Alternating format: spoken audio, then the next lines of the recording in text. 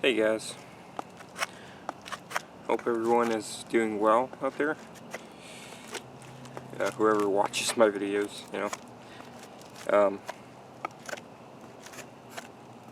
wanted to do kind of a discussion, and this is something I've been thinking about this for a long time, but just recently it's come out quite a bit, and I'm seeing this happen on a lot of other people's channels.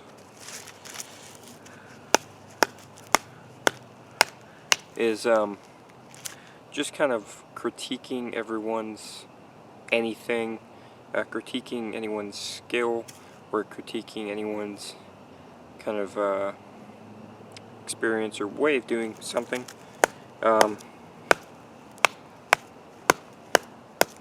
It's chopping because it's all rotten. There you go. Basically, people like me, for example, I'll use myself in this example. So I started a YouTube channel, and I made some videos. Some people watched it. Screw that knife. This is not a great cover. Alright. Anyway, so I start my YouTube channel. I make some videos. That people don't like. And, of course, now I'm an idiot. Right? I must be. I'm some inexperienced fool who's never done anything, and just I'm wrong and you're right because for whatever reason apparently you're right now. There's just something wrong with just blatantly critiquing, and I think that there's a difference between what people are trying to do and then what people say they're trying to do. There's people that are actual good people, and they're trying to give you help because maybe they're trying to direct you to a safer way of doing something. Maybe I'm using a knife, okay, for example. Maybe somebody sees that I'm doing something really dangerous. I'm cutting towards myself. This is very dangerous because if you slip, you can cut your hand, you cut your throat. If you lose control, this is dangerous. I would say holding the knife like this, cutting away from yourself like this, is safe. I wouldn't say putting this on my hip and cutting down towards my hip is safe. Although I have done those things in the past, and I've done other things. When you get some experience, things get a little bit more controlled and safer. I can understand why somebody would say you really shouldn't be cutting towards you like that because they're in fear of your safety, and maybe you don't know that's not really a safe thing to do, or that's what I'm talking about. That's a good kind of critique versus, you're wrong, I'm right, my way's the only way, and that's all I want to hear about it.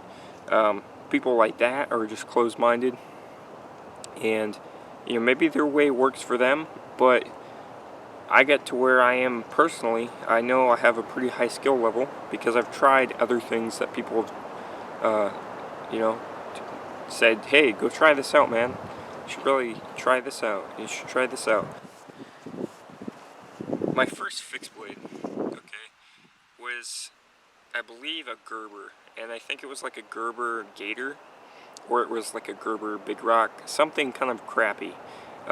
It wasn't really great for edge retention, and I was always stuck in this full tang. I didn't really know anything about grinds, so I didn't really have any idea how a knife would cut, so I was kind of really naive in that regard.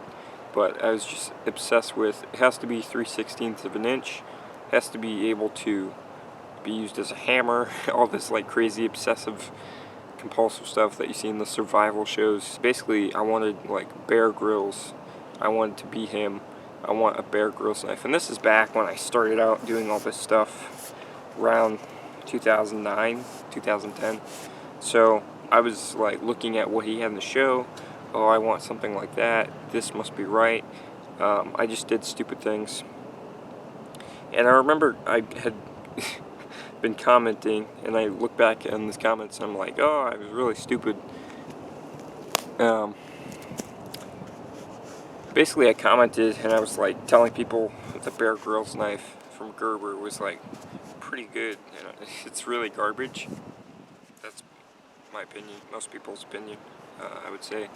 And I was telling these people that, you know, it's a really great knife, when really it's not, because I didn't know anything. I didn't know any better. And one guy, I don't remember your name, man. I doubt you'll ever watch this, but if you do, and you know who you are, and I'm referencing you, really want to thank you, because he said, you know, you've never had a Mora, you never really had, or if you've never had a knife, no, he said if you've never had a Mora knife, you've never really owned a knife. Basically, we got into a big debate, argument, and basically saying I'm right, which obviously I wasn't, and this guy was definitely right, and he's older than I am at the time. You know, he's probably 35, 40, and, you know, I'm like, between probably 14 and 16, and obviously I have no idea what I'm talking about at the time. So, I'm like, you know what, and take it, you know, gotta remember, at the time, I'm like, full tang, I had that mentality, full tang has to be like 3/16, if not quarter of an inch, to be a good knife, and I didn't know anything about grinds, right? Basically just my mentality has to be full tang, stout, you know, big knife. So I look at the Moore knives on their homepage, and I see a picture of the tang, and I'm like, that is a weak knife, it's gonna fail, blah blah blah. So I go on YouTube, I look at some videos, some reviews of Moore knives, and I'm like, wow, actually they held up pretty good. I get my first Mora, it's a carbon steel. At the time I didn't like carbon steel, so I used it for a day, returned it, got a stainless steel instead. Used them, and they're my main fixed blades now. And if I hadn't listened to that guy, because, you know, that's the thing, if people need to critique fairly, and people need to make recommendations fairly, and not just say, oh, just do it because I'm smarter than you. That's kind of bullcrap. It's really arrogant, especially when, you know, if people do that to me now, I know stuff because I listened to people in the beginning. Because I have knowledge now. I know a lot about knives, and I know what I like in knives and what I don't like, and so now I can listen to people reasonably and say, you know, they can say, oh, you should try this. Well, I've already tried that, and I don't like it. But you have to gain that experience, gain that knowledge. No wisdom is gained without experience, and experience gives you knowledge. This whole video is basically about, I don't know what I'm going to call it. I guess I'll call it I don't know, safe versus wrong. People do things, and sometimes people get critiqued, and people get comments that are, you know, you're wrong, and if you just say that, it doesn't really do anything. You know, some people are really trying to help.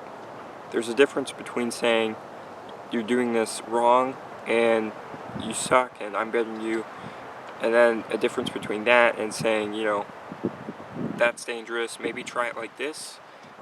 Or you could even give them, you know, a video to go look at, and you know, maybe some tips on that. That's really good advice, instead of just, you know, typing out on the keyboard. I see that so much, is like, and then it's just all the people commenting, most of the commenters are like, you suck, I hate you, my way's the only way, blah blah blah.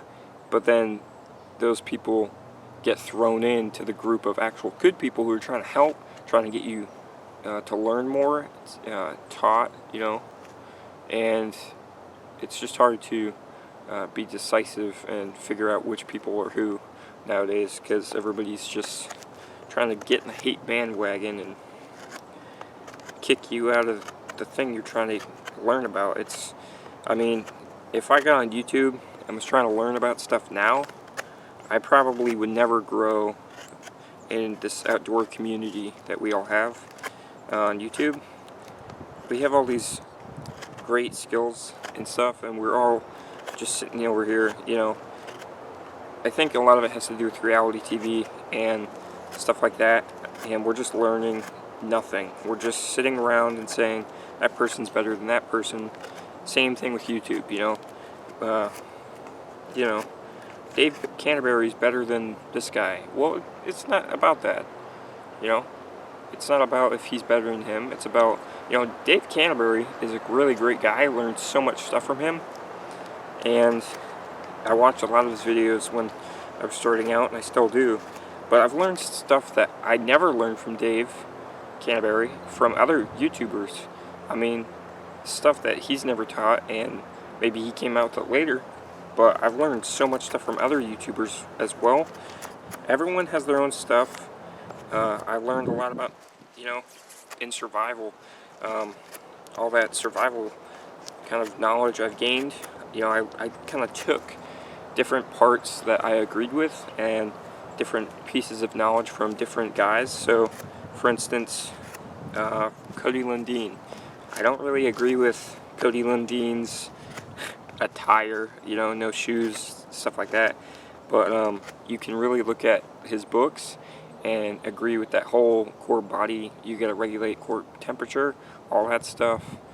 He's got a lot of good information about knives, gear. I don't agree with all of it, but I take what I agree with, and I kind of hold on to that knowledge. And if I don't really agree with it, I move on, and I find, you know, I form my own opinions and ideas and knowledge that way. So this whole just hate bandwagon of telling people they're wrong and that's it, it's not helping anyone. It's just a little bit of a rant. So I guess, in conclusion, if you're going to offer your opinion, actually be reasonable and logical and rational with how you're going to tell somebody they're wrong, because maybe the person knows they're wrong, maybe they don't. If that's kind of the hard thing, is people starting out are have a lot of uncertainty because they don't know too much. They can only learn and watch things, so you're really going to be damaging just their learning experience and their enjoyment of a hobby. So yeah, that's just my rant for today. See you guys later. Take care.